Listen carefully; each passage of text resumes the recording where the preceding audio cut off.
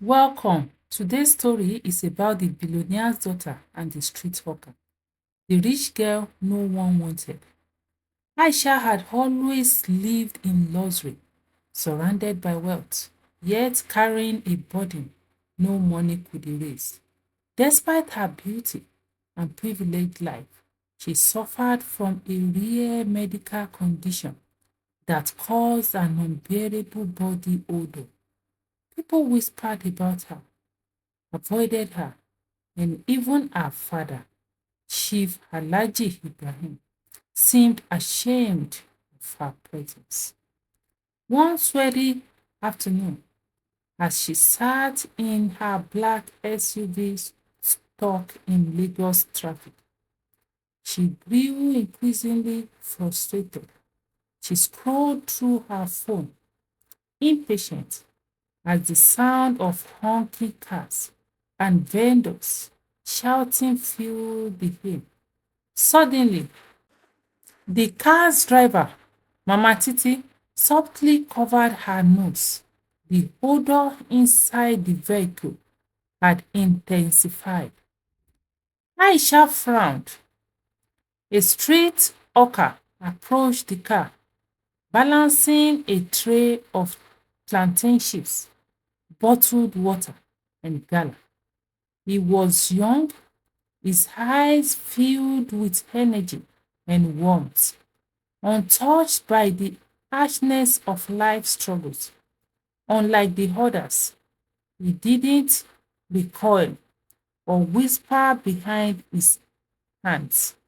Auntie, pure water, gala, plantain chips, fresh and chilled, he said with a broad smile. Aisha hesitated before rolling down the window slightly. The moment she did, she heard the murmurs from people around. Na wow, money no fit buy everything. See fine girl wey smell like fish market.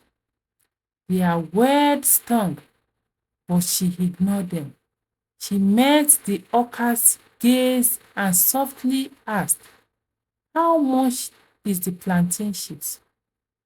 Just 300 naira, aunty, fresh from my mama's kitchen, he responded. She handed him a crisp 1,000 naira note. Keep the change. Ah, aunty, money no dey ground o. I go find your change. Aisha looked at him in shock. Unlike everyone else, he wasn't disgusted. He wasn't mocking her. He was just kind. She couldn't stop thinking about him. Days later, Aisha visited an orphanage for charity work. She had doused herself in expensive perfume, but she could still sense her condition lingering. To her surprise, she saw the hawker again, this time handing out food pack to children. You again? She asked, amused. He grinned. Auntie, big girl, we meet again. She watched as he laughed with the children, his warmth and generosity evident. You do this often? Yes, I may be a hawker, but I believe in giving back. Life never too hard to share small happiness. His words touched her. That day, they spent hours talking, playing with the kids, and laughing. Slowly, Aisha found herself looking forward to seeing him again. Tunde, the hawker, was different. He treated her like a normal person. He didn't look at her with pity or disgust. As they spent more time together, she opened up about her struggles. People look at me like I am disgusting, she admitted tearfully. One evening, even my father avoids me sometimes. You, you don't seem to care. Why? Tunde smiled. Because real beauty no be only about smell, na inside person e dey. Her heart swelled at his word. For the first time in her life, she felt seen, not for her family name or her condition, but for who she was. Inspired by his encouragement, she decided to take control of her life.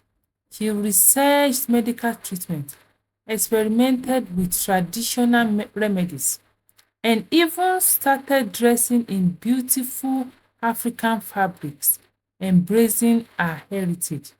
Meanwhile, Tunde was working hard.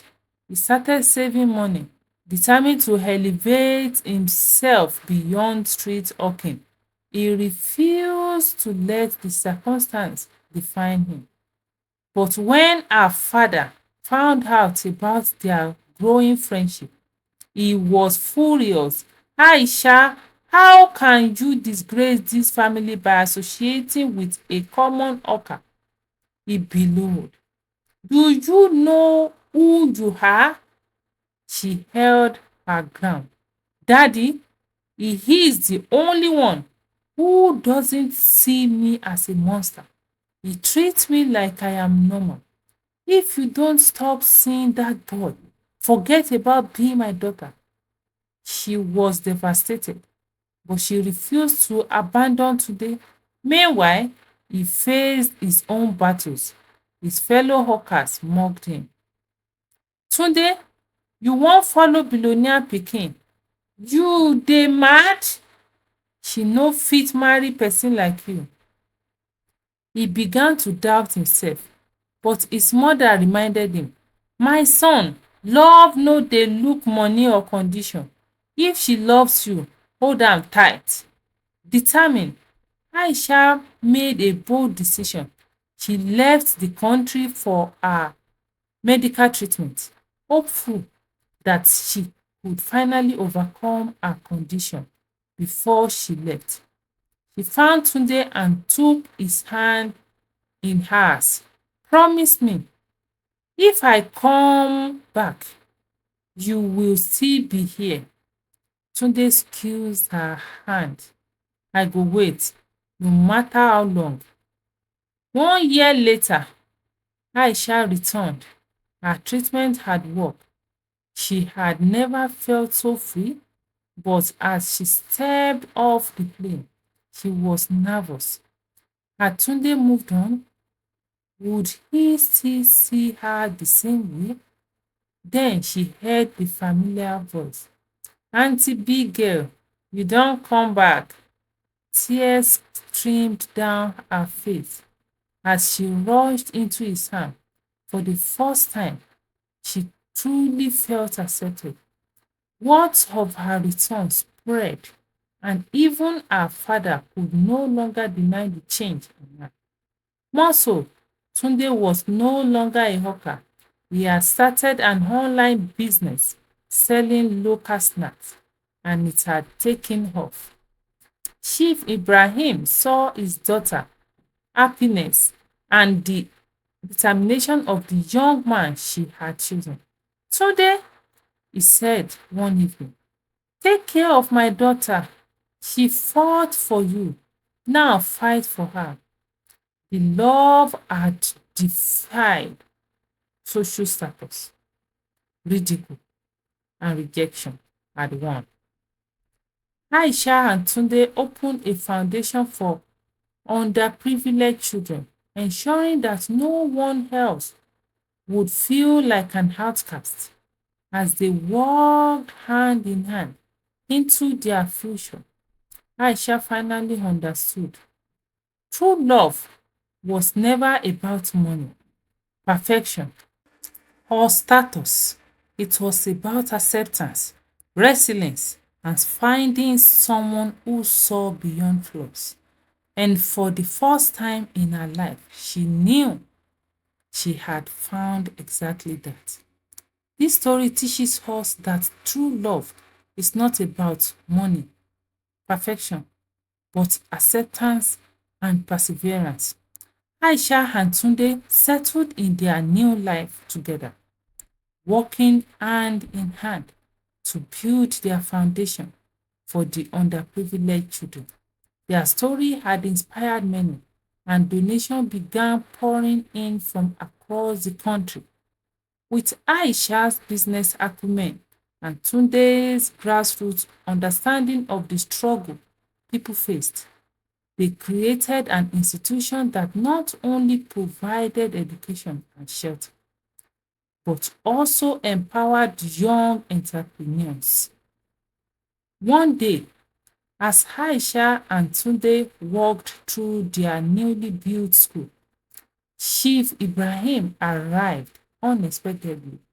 He looked around, seeing the impact his daughter and her husband had made. Aisha, he said, his voice softer than she had ever heard it. I was wrong about many things. Seeing this, seeing what you and Tunde have done, I know now that love and purpose are greater than wealth alone. Tunde smiled and extended his hand. Thank you, sir. Your blessing means everything. Chief Ibrahim shook Tunde's hand firmly.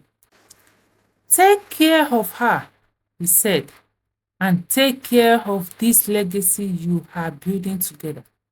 Aisha's eyes welled with tears.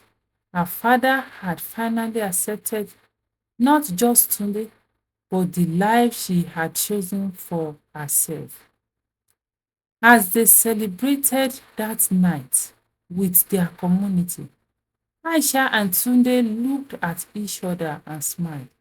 Their journey had been filled with trials, but through love, perseverance, and faith in each other, they had built something greater than they ever imagined.